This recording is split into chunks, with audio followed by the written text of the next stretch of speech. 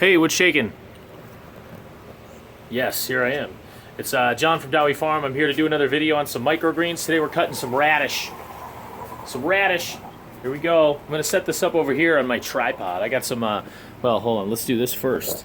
A few different kinds of radish here. I got some Sango Radish that we planted on January 17th, which is usually at about midnight to 2 a.m.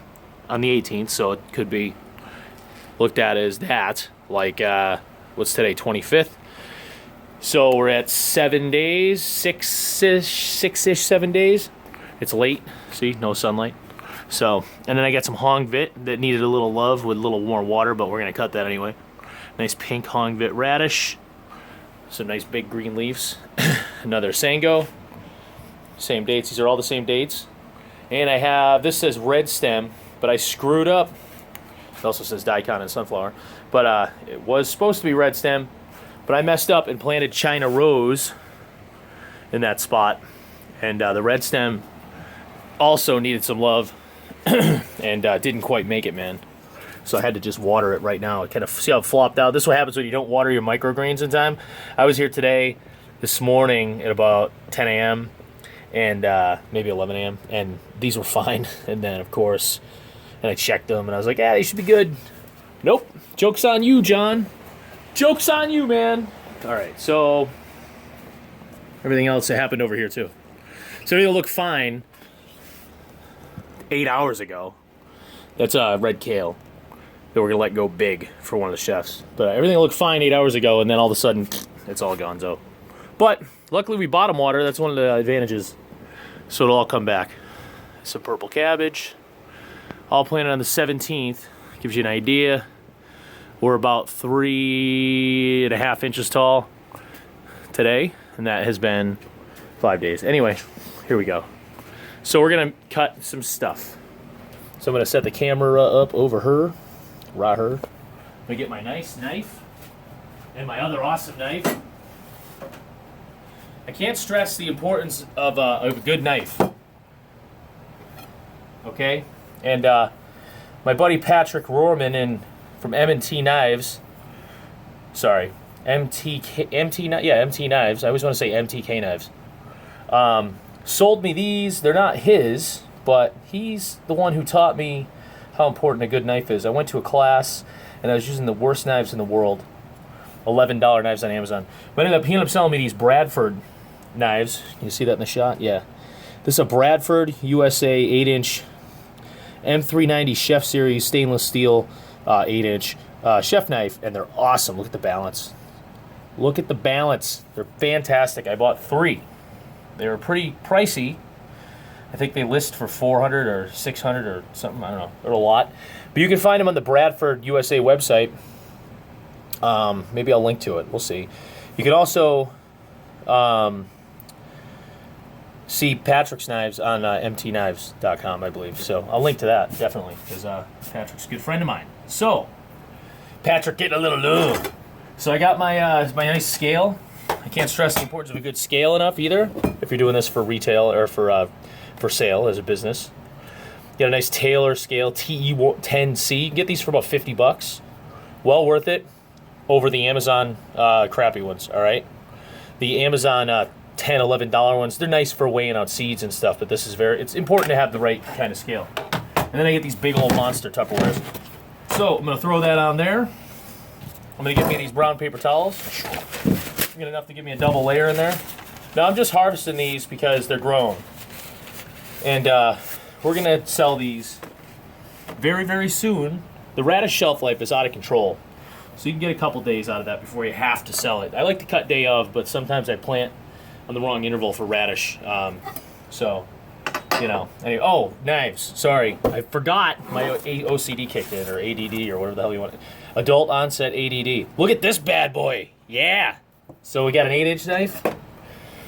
And we got I estimate that at about 75 inches. Yeah. Look at that thing. So, my other buddy, oh, what's his name? It's driving me crazy. Chris Prater in Ohio got me this knife. I think he picked it up at a lawn sale. He gave it to Jack Spirko, who sent it to me. And I had Patrick put a great little edge on it. It's a Capco hand something, professional grade, and the patina on it's real nice, and it's old. I love it. So I use this to cut big stuff sometimes just for fun. So we're going to show you with both, because you probably don't have one of these laying around. We'll do one the right way, we'll do one the fun way. So here we go. So I've got my knife, nice knife. When I set these down spine that way, okay? Don't ever slam them down. That's what I learned. Thanks to Patrick, because I was throwing knives down in front of him. So here we go. We're going to cut some Sango. This tray's already got a little taken off because I had to use it. We're going to start our scale so it zeros. And I'm just going to grab some here. I'm going to cut pretty close to the base. This stuff gets pretty tall, so you don't have to go crazy shaving it down. But you want to get some length on it. I like to give the chefs a little, you know, something to work with. You know, there's an 8-inch knife. That's about 4.5 inches tall probably, right? So there you go, there's your idea. And you're just gonna grab some, kind of holding it lightly, gently. You don't wanna hold it too hard because you'll pull it out by its roots. And then you're gonna cut across. And I don't have any garbage there. See, I don't have any soil in this area. That's what your goal is. Now I can show you, at some point here, I'm gonna show you what it's like when you screw up, because I do every single time. But I cut across, and there we go, no soil. And use the knife blade to kind of pick it up. Nice, quick to harvest. Some people use scissors. It's a nightmare to use scissors, in my opinion. And then, like I watched, I think Luke Callahan doing this on his page, and his preference is to not worry about the little extras, and that works for him. And for me, see there, I pulled that out. See how that works? I pulled it out. Whoops. All right, there we go. For me, I like to get all these little extras because I sell this stuff for $3 an ounce. So, actually, I sell this for $4, and I sell my blend for $3.50, you know, to restaurants. And if I don't sell to a restaurant, I still get $1.50 an ounce for it, which is a good deal. And then if I don't sell it, I eat it. I stir fry it up, and I'll do a video about that soon. But anyway, there we go. Nice cleaned out tray for the most part. You see there's a little bit over here, but I mean, anything in the world, you're gonna have some left over. And I don't want to pull all the dirt out either. And it's been laying on the dirt now that's been cut. So I try not to pull too much off the dirt, because that's where your listeria concerns can come in. I don't really think you have too many concerns, but there could be some. Anyway, so now we're gonna take this over to our soil bin. Follow me. Sorry, I'm on a tripod here, so it's kind of hard to carry. I got my bins, because I don't have, I'm at the annex here, I'm at the office. So I got no place to dump this, so I dump my soil in these bins. Then it goes home to various spots, the ducks, the quail, the compost pile. And I'm gonna end up with this dirty tray, which I'm gonna spray out later. But we don't need to see that today. All right, so that was a Sango, with a small knife. Let's do a whole flat of Sango with the big bad boy. Oh yeah. All right, here we go. Let's see if I can get a good shot of this thing. Here we go, you ready? I've never done radish with this. I do sunflower with a lot. So you could just, you know, no big deal. Do-do-do. This thing's pretty awesome. Thank you. All right, here we go. Yes, I was saying. Chris, I had a little gap in the video. Sorry, I'll have to figure out how to edit now. Chris Prater is your left-handed uncle that knows everything. And I don't mean that in a bad way, like, everyone's got that uncle. Left-handed guy, they're always left-handed.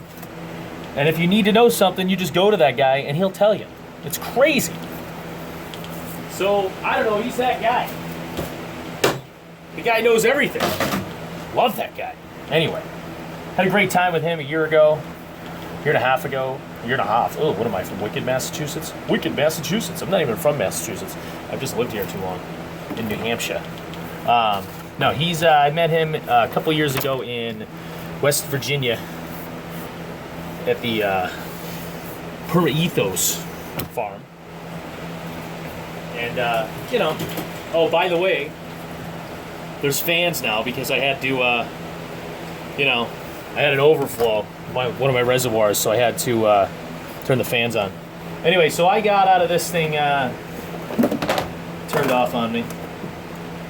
Out of a tray and like 2/3 of Sango Radish, which would be about 3 ounces of seed total, and about $1.60 in what's it called? Soil, because I get a good deal. I got a pound 6.7 ounces, so almost a pound 7 ounces, almost a pound and a half. That's worth quite a bit, you know, if I sell it. Now I've got some hung that I'm going to cut. Anyway, that's the gist of radish cutting. It's all about the same. Doesn't matter what the variety is. But that's what we do, and that's about all. Thanks for watching. Make sure you like our Facebook page, and go to our website and all that happiness. It's all DowieFarm.com. We're on Twitter now, as of a couple days ago. What's up? I started Twitter at Dowie Farm. That's us on Twitter too. So follow us on Twitter, Facebook, Facebook.com/Dowie Farm. It's all Dowie Farm. Find us, check us out. Thank you very much. Bye bye.